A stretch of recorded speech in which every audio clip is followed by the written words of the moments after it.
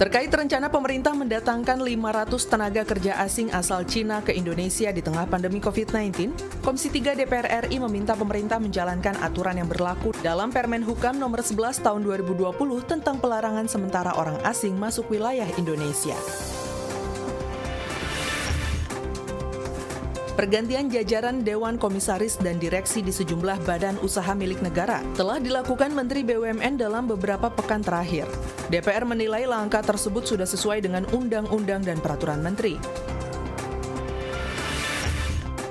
DPR mendukung keputusan pemerintah untuk membuka kembali kegiatan pendidikan di pesantren yang berada di zona hijau dengan mengetatkan protokol kesehatan.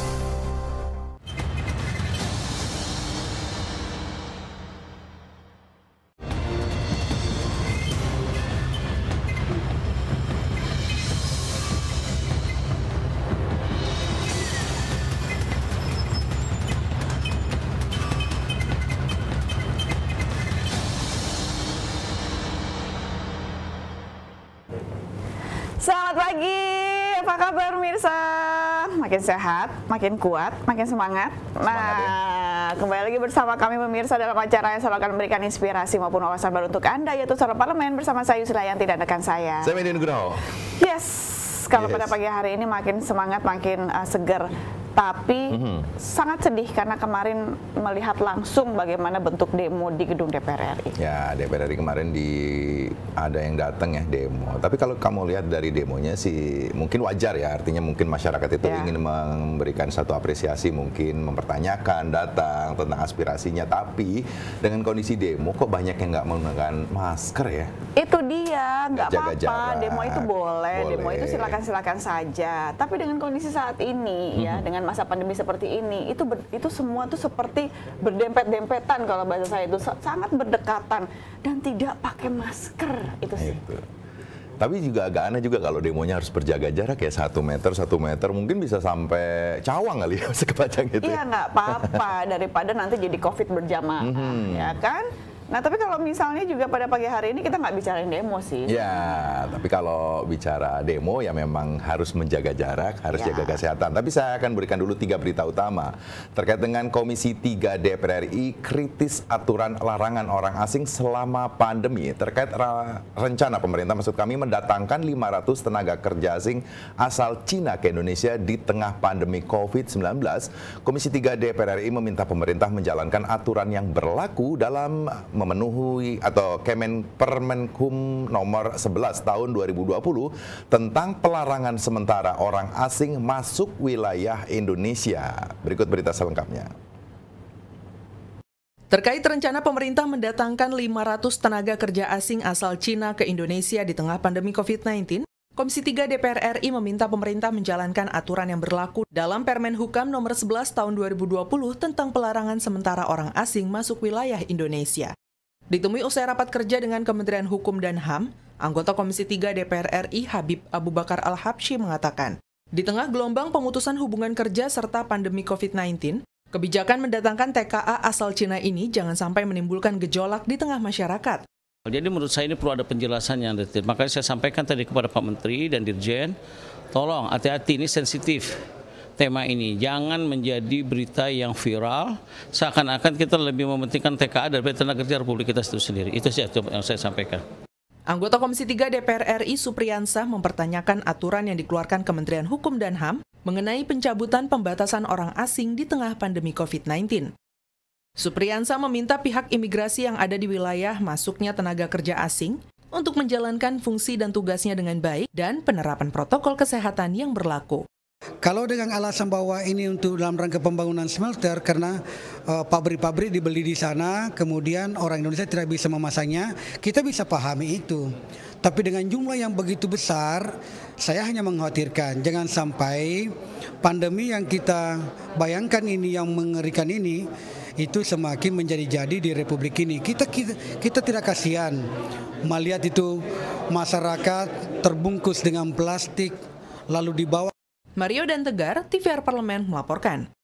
Ditemui usai rapat kerja dengan Kementerian Hukum dan HAM, anggota Komisi 3 DPR RI Habib Abu Bakar Al-Habzi mengatakan bahwa di tengah gelombang pemutusan hubungan kerja serta pandemi COVID-19, kebijakan mendatangkan TKI asal Cina ini jangan sampai menimbulkan gejolak di tengah masyarakat. Abu Bakar menekankan bahwa Direktorat Jenderal Keimigrasian Kementerian Hukum dan HAM harus konsisten melakukan pemberlakuan aturan yang sudah ditetapkan. Sedangkan anggota Komisi 3 DPR RI Supriyansah juga mempertanyakan bahwa aturan yang dikeluarkan Kementerian Hukum dan HAM mengenai pencabutan pembatasan orang asing di tengah pandemi COVID-19. Itu dari Komisi 3 DPR RI misalnya, tapi kalau misalnya bicara ataupun misalnya menanyakan dari pemerintah dalam hal ini misalnya Menteri Tenaga Kerja yang mengatakan ataupun misalnya juga dari perusahaan tersebut mengatakan bahwa izin resmi dari pemerintah ini sudah ada. Jadi kenapa pembuatan smelter di Konawe ini juga salah satunya juga bisa mendatangkan tenaga kerja asing asal Cina berjumlah 500 orang, itu dikarenakan memang sudah mendapatkan izin seperti itu dan akan mengikuti protap ataupun misalnya protokol kesehatan yang sudah ditetapkan. Ya, kemudian di berita kedua terkait dengan DPR RI kritisi perombakan jajaran pimpinan sejumlah BUMN, pergantian jajaran Dewan Komisaris dan direksi di sejumlah badan usaha milik negara telah dilakukan Menteri BUMN dalam beberapa pekan terakhir. DPR menilai langkah tersebut sudah sesuai dengan undang-undang dan peraturan menteri. Berikut berita selengkapnya. Pergantian jajaran Dewan Komisaris dan Direksi di sejumlah badan usaha milik negara telah dilakukan Menteri BUMN dalam beberapa pekan terakhir. DPR menilai langkah tersebut sudah sesuai dengan undang-undang dan peraturan menteri. Ditemui usai rapat kerja dengan Menteri Badan Usaha Milik Negara, Erick Thohir di Gedung Nusantara 1 DPR RI Jakarta. Anggota Komisi 6 DPR RI, Herman Hairon menilai kebijakan tersebut merupakan domain dari Menteri Badan Usaha Milik Negara. Akan tetapi dirinya meminta pergantian di jajaran badan usaha milik negara tersebut sebaiknya yang dapat diterima oleh semua pihak. Karena yang saya tahu memang pada waktu diangkat menjadi direksi itu juga ada fakta integritas. Yang salah satunya adalah ketika kemudian pemilik saham mayoritas atau pemilik saham Dewi Warna ini yang diwakili oleh Menteri BUMN kemudian menginginkan pergantian, tentu itu akan menjadi hak mutlaknya Menteri. Anggota Komisi 6 DPR RI Andre Rosiade mengatakan, perombakan jajaran pimpinan di beberapa badan usaha milik negara sudah sesuai dengan Undang-Undang Nomor 19 Tahun 2003 tentang BUMN. Hal itu merupakan hak Menteri BUMN. Menurut Andre, siapapun yang menjabat yang terpenting harus mempunyai kapasitas, kapabilitas, dan kinerja yang baik. Ya kalau menurut saya mau milenial ataupun senior ya, atau junior, muda, tua itu kan tergantung kinerja ya. Kalau memang punya kapasitas, kapabilitas dan kinerja yang baik kan tidak ada masalah. Yang penting BUMN-nya sehat, bisa memberikan dampak kepada bangsa dan negara, menyetor dividen ya. Bondan dan Julian, TVR Parlemen melaporkan. Herman Hairon menilai bahwa kebijakan tersebut merupakan domain dari Menteri Badan Usaha Milik Negara. Akan tetapi dirinya meminta pergantian di jajaran Badan Usaha Milik Negara tersebut sebaiknya yang dapat diterima oleh semua pihak.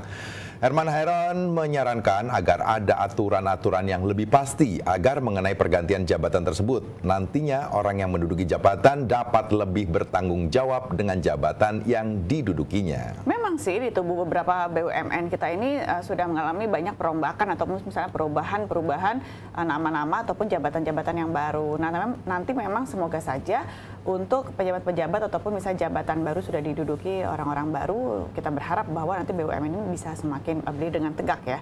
Jadi jangan sampai banyak kerugian-kerugian lagi. Ya, mungkin kalau dari Pak Herman Hairon itu menginginkan untuk ada aturan tersendiri, boleh-boleh saja mungkin mengganti. Karena tujuannya kan ingin menyehatkan BUMN terutama BUMN yang mungkin sudah mulai agak goyah atau mengalami kerugian yang cukup besar ya. Ya, kalau diharapkannya adalah orangnya yang duduk di situ adalah orang yang tepat. Tepat. Kemudian di berita ketiga, DPR RI setuju pembukaan kembali pesantren di zona hijau. DPR RI mendukung keputusan pemerintah untuk membuka kembali kegiatan pendidikan di pesantren yang berada di zona hijau dengan mengetatkan protokol kesehatan. Berikut berita selengkapnya.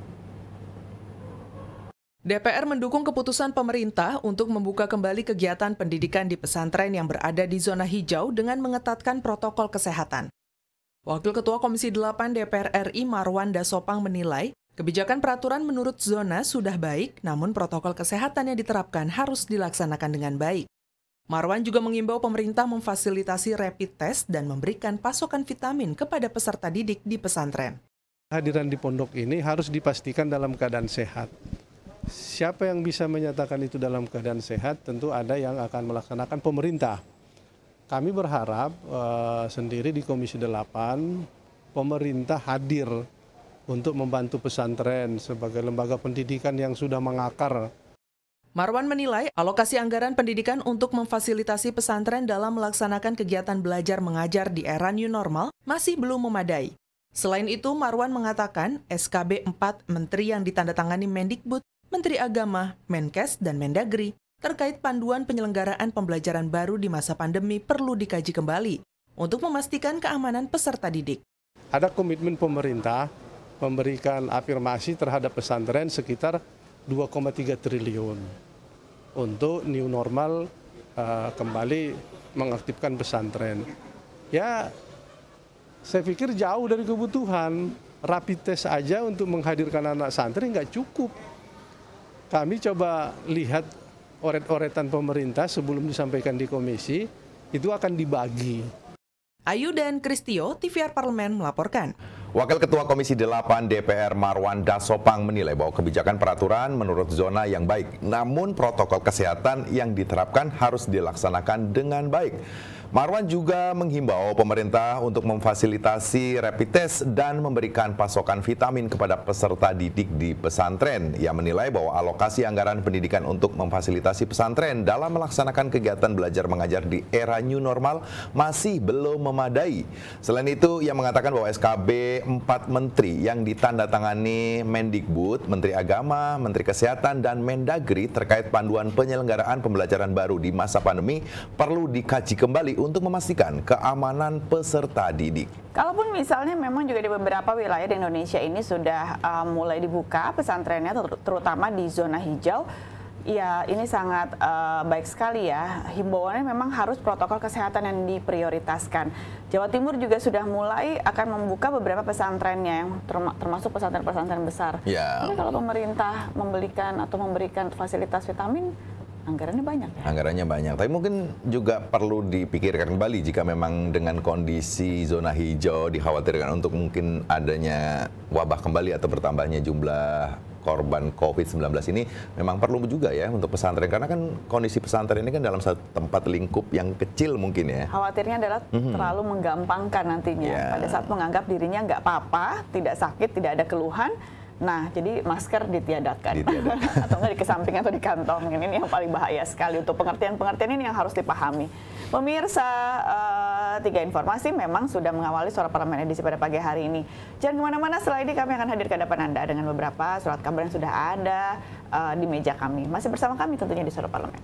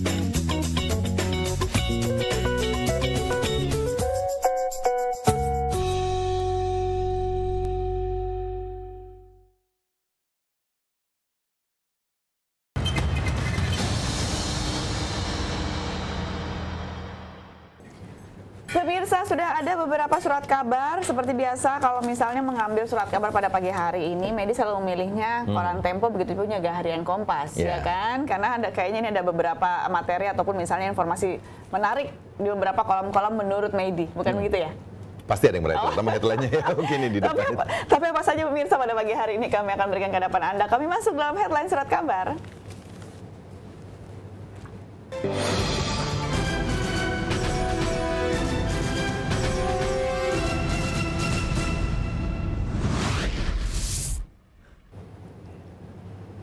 Di Harian Kompas pada hari ini mengangkat sengkarut penerimaan siswa masih berlanjut. Keruwetan proses penerimaan peserta didik baru atau PPDB terjadi di beberapa daerah, mulai dari syarat penerimaan hingga keterbatasan jaringan telekomunikasi dan server. Penerapan patokan umur dalam penerimaan peserta didik baru jalur zonasi di DKI Jakarta membuat sejumlah calon peserta didik cemas. Adanya patokan umur membuat nilai rapor di atas rata-rata tak akan cukup meloloskan mereka ke sekolah idaman.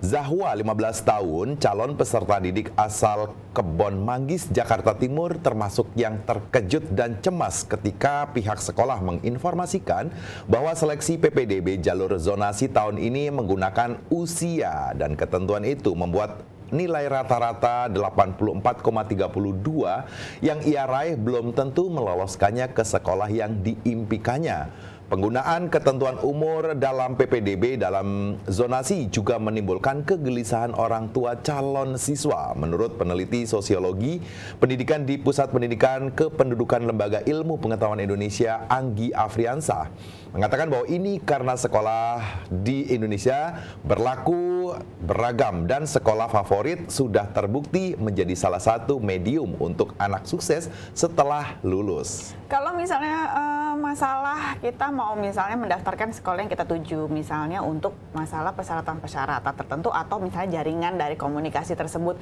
ini seperti memang masalah yang masih ada hampir tiap tahunnya. Tapi kalau misalnya untuk masalah peraturan baru yang dikaitkan dengan usia, ini mungkin beberapa daerah jadi peraturan baru ya. Kalau misalnya tadi di Jakarta Timur juga jadi cemas, jadi bingung, khawatir, karena dengan kondisi nilainya sudah tinggi, sudah memenuhi syarat, tapi kalau misalnya umur tidak memenuhi syarat, maka akan sangat sulit sekali untuk bisa diterima. Jadi sebenarnya pemerintah harus bisa mengevaluasi secara detail ya, untuk tahun depan tidak terulang kembali untuk masalah-masalah yang sama. Ya mungkin kalau kita lihat mungkin di batasan umur ya biasanya, misalnya di umur 15 tadi gitu ya, bahwa masuk untuk SLTA misalnya dengan umur 15, tapi sebenarnya di tahun ini dia sudah masuk usia 16 misalnya gitu ya, mungkin jadinya tidak diterima. Jadi banyak persoalan mungkin ya seperti itu. Ya, tapi kan juga bagaimana kalau misalnya ada beberapa anak-anak yang memang agak berkebutuhan khusus, misalnya anak-anak Axel, yang misalnya umurnya 15 tahun sebenarnya dia bisa mengenyam pendidikan di kelas 3 SMA.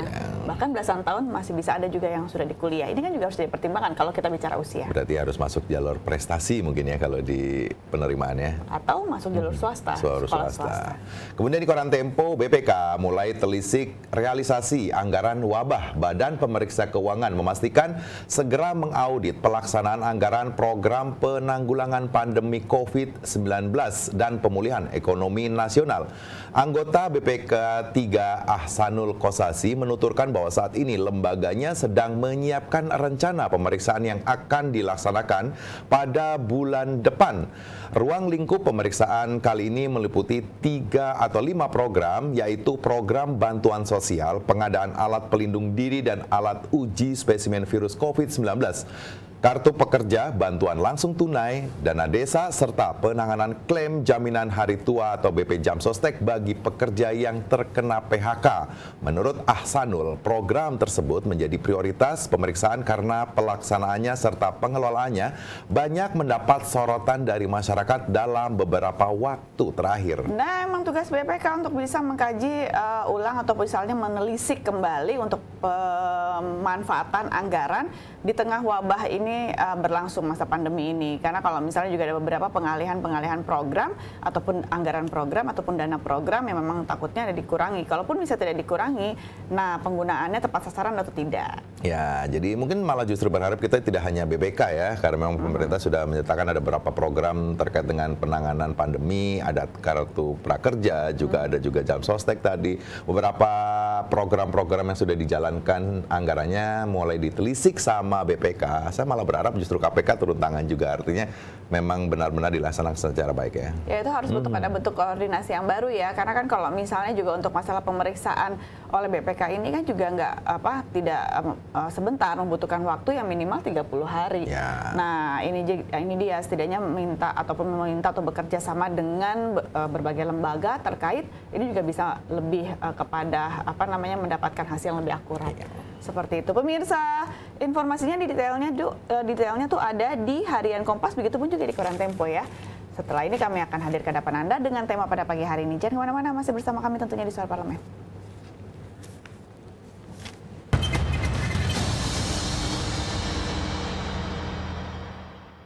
Virus corona menjadi perbincangan dunia. Beberapa negara sudah terjangkit. Ribuan orang di Indonesia terkena virus ini. Kita perlu antisipasi dengan melakukan hal berikut. Cuci tangan dengan sabun dan antiseptik. Gunakan masker atau penutup mulut saat bersin dan batuk. Masak telur dan daging hingga matang.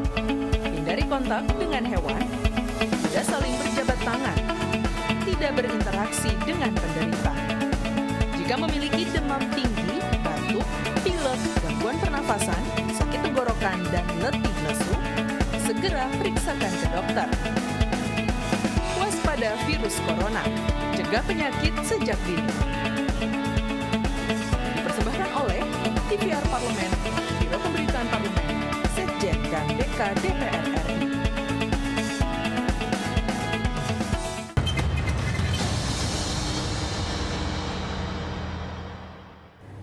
Pada pagi hari ini kalau misalnya bicara masalah pilkada serentak akan dimundur untuk pelaksanaannya, kira-kira Anda kaget atau enggak? Jangan-jangan menjawabnya enggak tuh, atau bahkan yang udah menjawab, aku udah tahu. Ya, tapi kalau misalnya pemirsa, pilkada serentak ini memang akan dilaksanakan di beberapa tahap ya, mulai dari tahun 2020 tahun ini tanggal 9 Desember, kemudian juga ada rencana di tahun 2022, 2023 sampai juga ada beberapa yang dilakukan juga di tahun 2024. Tapi yang tahun 2024 ini katanya juga akan digeser, dimundurkan menjadi 2027. Loh, kok kita jadi banyak sekali untuk mengikuti pilkada-pilkada yang bertahap yang nantinya ujungnya akan serentak bersama dilaksanakannya. Ini yang akan menjadi patokan kami jadikan tema pada pagi hari ini pemirsa mengenai wacana pilkada serentak mundur tahun 2027. Kami berikan dulu informasi lengkapnya dalam tajuk Suara Parlemen berikut ini.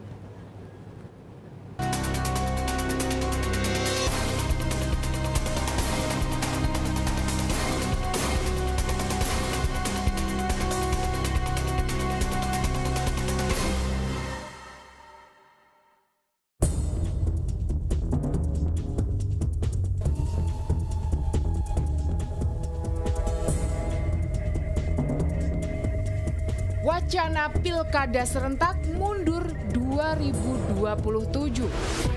Pengunduran pilkada serentak dari tahun 2024 ke tahun 2027 yang sedang digodok pemerintah dan DPR RI merupakan wacana yang bermula dari niat pemerintah dan DPR melakukan normalisasi siklus pilkada tanpa menghilangkan pilkada di tahun 2022 dan 2023. Untuk sampai ke tahap tersebut, maka pilkada normal tahun 2020, 2022, dan 2023 tetap ada pilkada. Namun, akan diserentakkan di tahun 2027.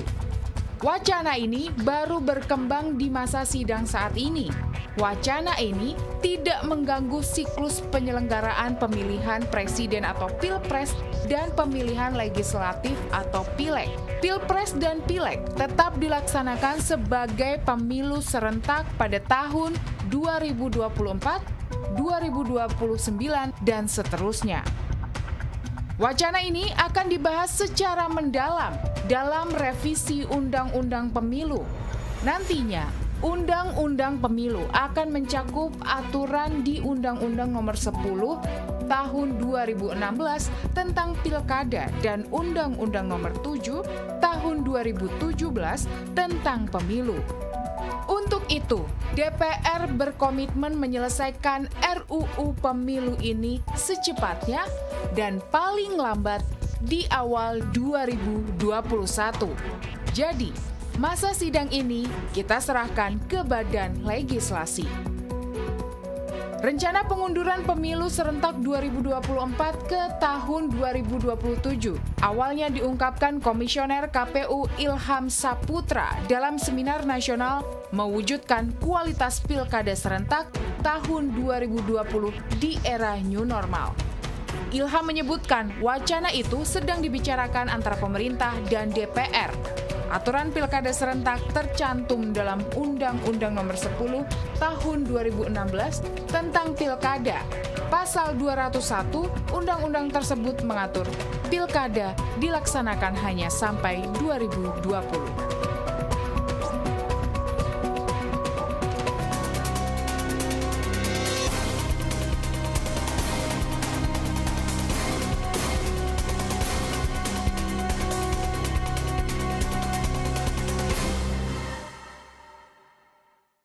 Komisi Pemilihan Umum atau KPU menyebut akan ada wacana yang sedang dibahas pemerintah dan DPR untuk mengundurkan pilkada serentak tahun 2024 ke tahun 2027.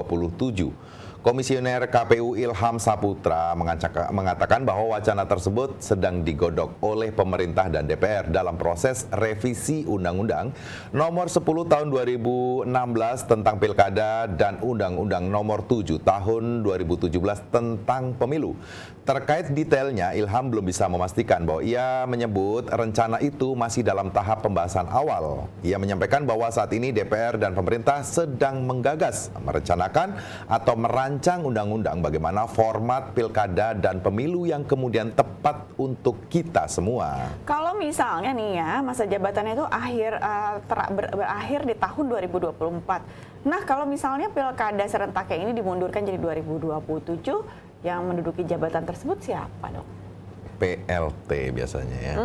PLT dari Kemendagri. Jadi mungkin ya kalau kita bicara wacana dari DPR RI terutama di Komisi 2 mungkin sedang mewacanakan. Jadi belum pasti ya. Artinya masyarakat walaupun sudah mendengar informasi adanya pilkada yang akan dimundurkan dari tahun 2024 ke tahun 2027, ini baru wacana, mungkin akan duduk lagi ya. Mungkin kami akan terus memberikan informasinya bagaimana rencana atau wacana ini bergulir di DPR RI ya.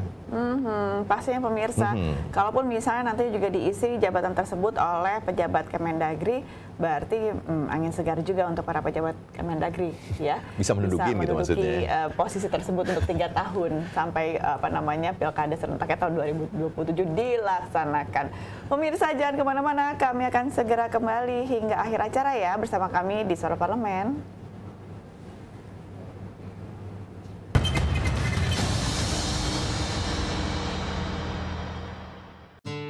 Mari lapor LHK-ASN. Video ini akan memandu Anda untuk menyampaikan LHK-ASN melalui aplikasi Siharka. Sebelum memulai, ada baiknya Anda menyiapkan dokumen-dokumen berikut. Silakan mengakses siharka.menpan.go.id untuk membuka aplikasi Siharka. Lalu, login dengan username dan password Anda. Lengkapi profil dan ubah password Anda dan pastikan data yang Anda masukkan telah sesuai. Lengkapi data keluarga Anda seperti suami atau istri dan anak. Saatnya mengisi daftar kekayaan. Harta tidak bergerak adalah harta berupa tanah dan bangunan yang didukung dengan bukti kepemilikan dan nilainya ditetapkan berdasarkan NJOP. Harta bergerak adalah harta selain tanah dan bangunan seperti kendaraan bermotor, perabotan rumah tangga, perhiasan, dan lain-lain dengan nilai berupa harga perolehan atau harga tafsiran. Surat berharga adalah harta berupa surat berharga seperti saham, reksadana, dan sebagainya yang dinilai berdasarkan harga perolehan. Uang tunai, deposito, giro, tabungan, dan kas lainnya dicatat sesuai nilai yang tertera pada dokumen. Piutang adalah barang atau uang yang akan diterima di masa yang akan datang berdasarkan kesepakatan. Dan hutang adalah pinjaman yang diterima oleh ASN pelapor maupun suami atau istri dan tanggungan lainnya dari pihak lain yang pembayarannya menjadi tanggung jawab ASN pelapor. Penghasilan yang wajib dilaporkan pada LHK-ASN adalah penghasilan dari jabatan, penghasilan dari profesi atau keahlian, penghasilan dari usaha lainnya, penghasilan dari hibah atau lainnya, penghasilan dari istri atau suami yang bekerja. Sedangkan pengeluaran yang dicatat adalah perkiraan pengeluaran rumah tangga dan rutin lainnya, seperti listrik, air, transportasi, dan biaya hidup lainnya, serta pengeluaran untuk rekreasi, asuransi, biaya pengobatan, dan sebagainya. Anda telah menyelesaikan pengisian LHKASN. Anda dapat memilih kirim ke inspektorat jika laporan telah sesuai, atau memilih edit jika masih perlu dilakukan perbaikan.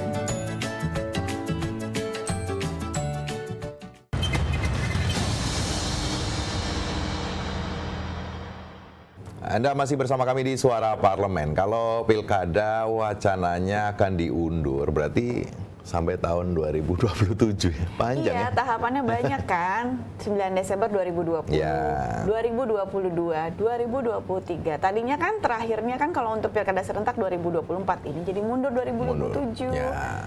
Gitu. Jadi semuanya harus bergeser. Kalau kita lihat mungkin para calon kepala daerah yang sudah menyiapkan diri juga harus ditambah lagi persiapannya ya. Lebih banyak lagi ya? Lebih banyak lagi.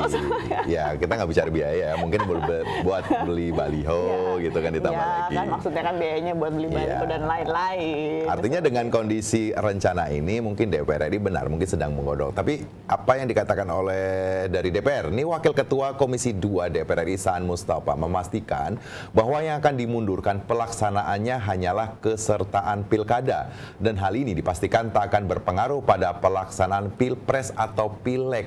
Nah, ini juga informasinya bagus sekali. Banyak sekali masyarakat yang mengatakan bahwa ada rencana bahwa dimundurkannya tahun 2027 secara otomatis berarti mundur pula pileg di tahun 2027. Artinya presiden sekarang atau wakil presiden ini akan menjabat selama 8 tahun katanya. Ya sebenarnya sih kalau untuk masalah pilpres, pileg akan tetap di 2024 ya, gitu. Cuma untuk misalnya pilkadanya untuk kepala-kepala daerahnya ini yang memang akan dibuat serentaknya itu ibaratnya terakhirnya setelah melalui beberapa tahap itu 2027. Ya. Jadi nanti ke sananya lagi sudah tidak ada yang tahun ini sekian ratus wali kota madya atau misalnya juga gubernur tahun ini sekian orang kepala daerah atau gubernur yang akan dilantik, ya kan nggak jadi separuh-separuh atau sedikit-sedikit atau bertahap gitu. Ya, jadi mungkin rencana untuk bisa memberikan satu kepastian mungkin dari masyarakat nih, DPR ini memang bolak-balik ya memberikan masukan, wacana, rencana apakah memang pilkada ini memang bisa dilaksanakan secara serentak di seluruh Indonesia. Berapa kali memang sudah dilaksanakan ya dari tahun 2017, 2018, 2019, 2020. Berarti kalau kita lihat di tahun 2023 itu juga rencananya akan dihilangkan sampai 2022 juga nggak ada ya. Kalau misalnya sampai terakhirnya di 2027 berarti kita ini mencoba bertahap dari 2015 pilkada sampai 2027, 12 tahun. 12 tahun. Mungkin cukup ini menguras tenaga juga ya kalau para calon kepala daerah ini bisa memberikan satu kontribusi besar bahwa dengan bisa menunggu sampai pilkada serentak tahun 2027. Wacana pasti bakal banyak keluar kalau misalnya di DPR RI ini ya, rencana-rencana baru yang berkaitan dengan perubahan-perubahan, begitupun juga menuju perkembangan perbaikan ke depannya pemirsa. Tapi memang kita berharapnya apakah ke depan ini memang akan dibahas secara detail di DPR RI atau nanti ternyata wacana ini dikembalikan di rencana awal di 2024. Jadi ini berkaitan juga dengan pileg dan pilpres. Kita nggak ada yang pernah tahu karena ini memang masih wacana. Kita masyarakat umum hanya tinggal mengikuti ya kondisi yang ada ataupun kita menunggu mungkin tahun di bulan Desember dulu dong. Bulan Desember nanti ada kita dulu akan mengikuti dulu 9 Desember 2020 untuk pilkada serentak di beberapa wilayah di Indonesia. Dengan demikian Suara Parlemen edisi pada pagi hari telah usai pemirsa. Saya Yusli Ayanti. Saya Medi Nugroho. Mengucapkan terima kasih atas perhatian Anda dan sampai jumpa.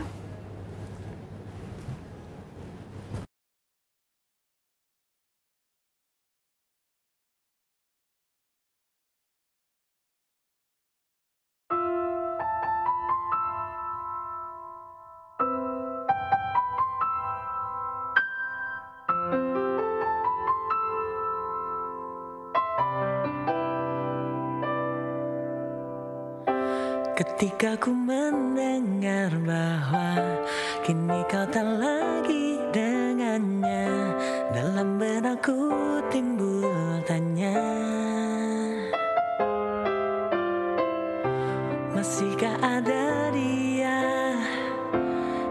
hatimu bertahta, atau ini saat bagiku untuk singgah di hatimu.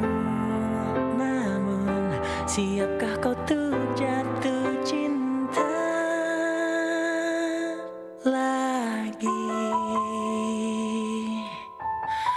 Meski bibir ini tak berkata, bukan berarti ku tak merasa ada yang berbeda di antara kita.